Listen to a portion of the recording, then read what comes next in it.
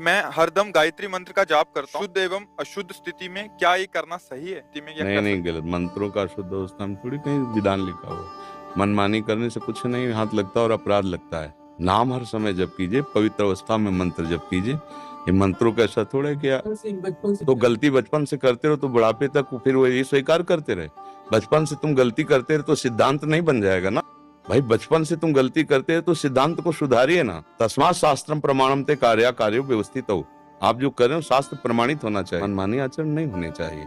जिसमें प्रणव विराजमान है, आप अपवित्र दशा में कैसे उच्चारण कर सकते हैं? अवस्था में कर सकते हो। हाँ, आप पवित्र अवस्था में गुरु प्रदत्त ये मंत्र मनमानी भी नहीं जपे जाते। हाँ, तो पवित्र अवस्था में इस मंत्र को जपिए और गुरुदेव का ध्यान कीजिए जिन्होंने गायत्री आपको दिया है। और इसको कभी उच्चारण मत कीजिए। बाजार में भले हल्ला मच रहा हो गायत्री मंत्र, आपकी जिह्वा से बाहर नहीं उच्चारण होना चाहिए। जैसे पंचाक्षरी तो गुरु प्रदत्त होना चाहिए और पवित्र अवस्था में होना चाहिए और उच्चारण नहीं होना चाहिए। इन जो मंत्रों का कीर्तन करते हैं इससे अमंगल होता है। मान लो द्वादशाक्षर मंत्र, पंचाक्षरी मंत्र, इनका कीर्तन थोड़ी होता है। ये सिद्धांत में कीर्तन के नाम कीर्तनम यश्च, नाम का कीर्तन होता है। मंत्र तो जितना रखा जाता है उतने उसका प्रकाश होता है। नाम जप करना चाहिए, करना चाहिए। गायत्री का फल है यही। गायत्री कृष्ण स्वरूपा है, उनका फल यही है।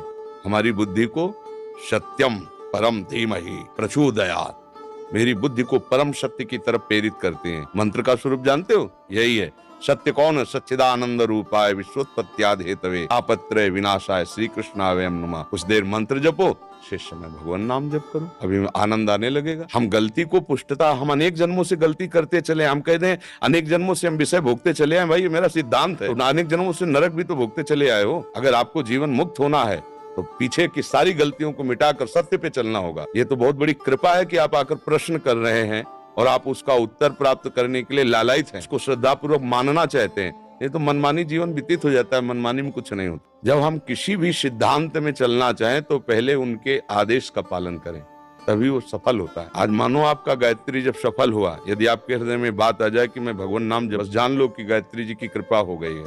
सत्यम परम धीमहि, जो सत्य है परम है वो धीमहि मेरी बुद्धि में वो बैठे, मेरी बुद्धि को प्रकाश प्रचोदयात् वो प्रेरित करे।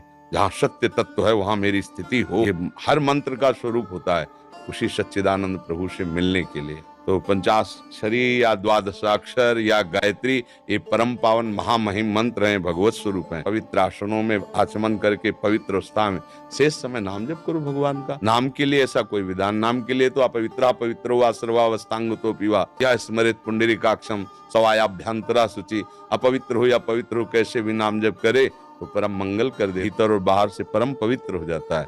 भगवान का नाम ऐसा महा। राधा